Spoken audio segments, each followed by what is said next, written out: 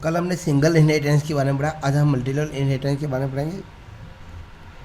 Multi level inheritance के अंदर क्या होता है, एक डायरेक्ट क्लास को दूसरी डायरेक्ट क्लास इनहेरिट करती है, उसको मल्टी लेवल इनहेरिटेंस कहते हैं। यह एक डायग्राम दिखाई दे रहा है आपके सामने। एक ए, बी और सी, तीन क्लास है ए बी सी।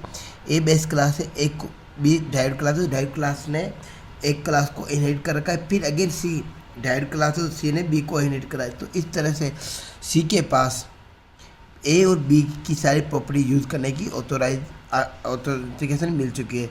तो देखिए, for example three class called A B C S so. इन इमेज जो हमने ऊपर इमेज देखा उसके अंदर जो शो हो रही है वो क्लास है A B C, where class C is डाइवेड फ्रॉम क्लास बी। जो सी क्लास है वो डाइवेड है बी क्लास से, और जो बी क्लास है वो डाइवेड है ए क्लास से। That's call of the multi level. तो इन दिस सिचुएशन इच डाइवेड class inherit call the characteristics of its base class. तो इसकी सारे कैरेक्टरिस्टिक्स को हम लोग कॉल कर सकते हैं, बेस क्लास की जो जितनी भी कैरेक्टरिस्टिक्स उनको कॉल कर सकते हैं, इसलिए इसको मल्टी लेवल कहा जाता है। जैसे सी क्लास डाइवेड क्लास होगी।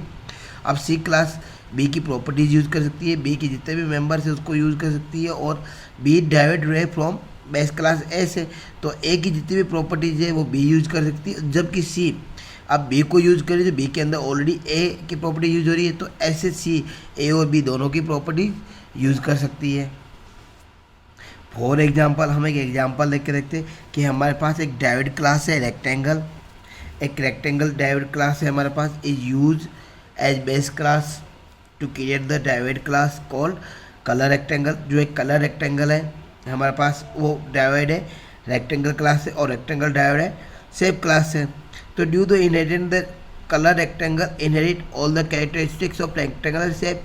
तो हमारे पास जो कलर रेक्टेंगल क्लास है वो सारी की सारी कैरेक्टरिस्टिक जो रेक्टेंगल क्लास की कैरेक्टरिस्टिक्स है, जो शेप क्लास की कैरेक्टरिस्टिक्स है, वो दोनों यूज कर सकती है, क्योंकि कलर रेक्टेंगल डाइवेड है रेक्टेंगल से, और रेक्टेंगल क्लास डाइवेड है फ्रॉम शेप बेस क्लास से।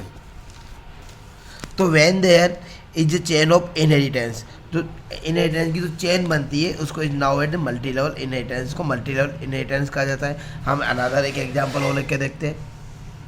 अब हमारे पास में एक क्लास है एनिमल, उसका एक फंक्शन हमने बना रखा है ईट नाम का फंक्शन बना रखा है, जिसमें हमने प्रिंटिंग बना रखा है ईटिंग।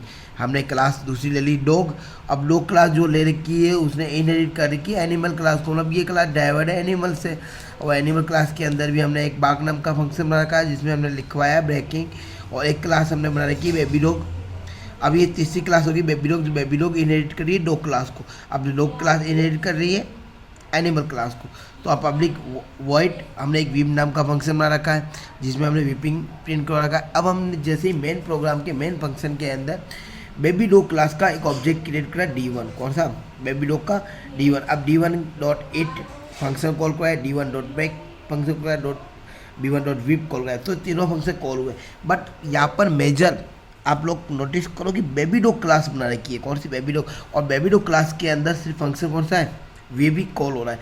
बट बाग और इट फंक्शन, तो बाग जो है डॉग क्लास का था और इट फंक्शन है एनिमल क्लास का था।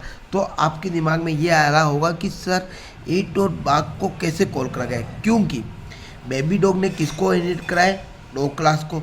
तो डॉग क्लास बेकिंग नाम का फंक्शन है, जबकि डॉग क्लास के अंदर कौन इनहेरिट है, एनिमल। मतलब डॉग को ऑथोराइज है कि वो एनिमल की प्रॉपर्टीज को यूज़ कर सकते हैं। तो ऐसे करके हमने बेबी डॉग वाली क्लास में डॉग को कॉल कर दिया, तो डॉग के पास दोनों फंक्शन हो गए ईट और बेक। ऐसे करके ये एक मल्टी लेवल इनहेरिटेंस बना, मीन्स एक चेन बन गई, इनहेरिटेंस की एक चेन बन गई। इसका आउटपुट जो आएगा वो आएगा eating, baking and weeping. Thank you.